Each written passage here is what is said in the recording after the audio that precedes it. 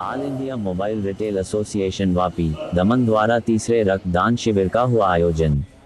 शिविर में रक्तदाताओं को उपहार और सर्टिफिकेट देकर किया गया सम्मान। वलसाड वापी स्थित लायंस ब्लड बैंक पर all India mobile retail association द्वारा तीसरे रक्तदान शिविर का आयोजन किया गया। इस साल वापी दमन मोबाइल रिटेलर एसोसिएशन के अध्यक्ष मितेश शाह, उपाध्यक्ष कपिल खंडेलवाल, कोषाध्यक्ष सुरेश मालदे, सचिव संदीप गुप्ता, सह सचिव राजू पुरोहित, सह सचिव नदीम नथनी के संयोजन में आयोजित किया गया। बता दें कि यह रक्तदान शिविर all India mobile retail association द्वारा उनके पूर्व राष्ट्रीय उपाध्यक्ष भावेश सोलंकी की पुण्यतिथि पर हर साल आयोजित किया जाता है। वापी और वलसाड में ये तीसरा साल है। पूरे भारत की बात करें तो ये लगभग 10 सालों से विभिन्न स्थानों पर किया जाता रहा है।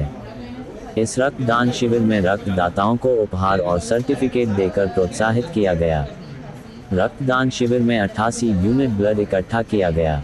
इस रक्तदान शिविर के अवसर पर वापी दमन मोबाइल रिटेलर एसोसिएशन के अध्यक्ष मितेश शाह और सचिव संदीप गुप्ता ने बताया कि सेवा ही परम धर्म है। इसी भावना को साकार करने हेतु इस रक्तदान शिविर का आयोजन हमारे परम मित्र और संस्था के पूर्व राष्ट्रीय अध्यक्ष भावेश भाई सोलंकी की पुण्यतिथि पर आयोजित किया गया।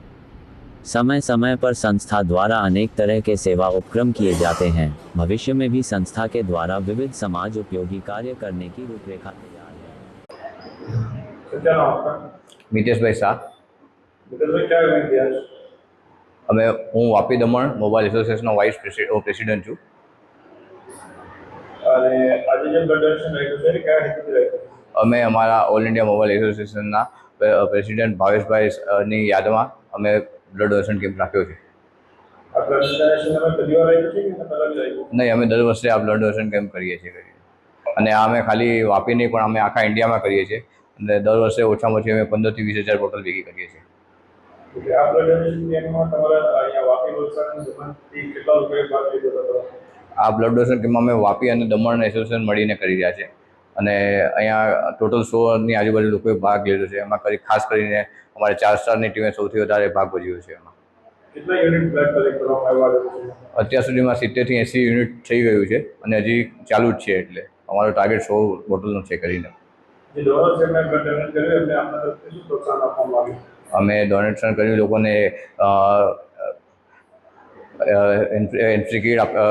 એન્ટ્રી કિટ આપી છે અને એક બેગ HDFC બેંકવાળા તરફથી આપી છે અને એક 5 ડબ્બાનો સેટ આપવામાં આવ્યો છે કરીને.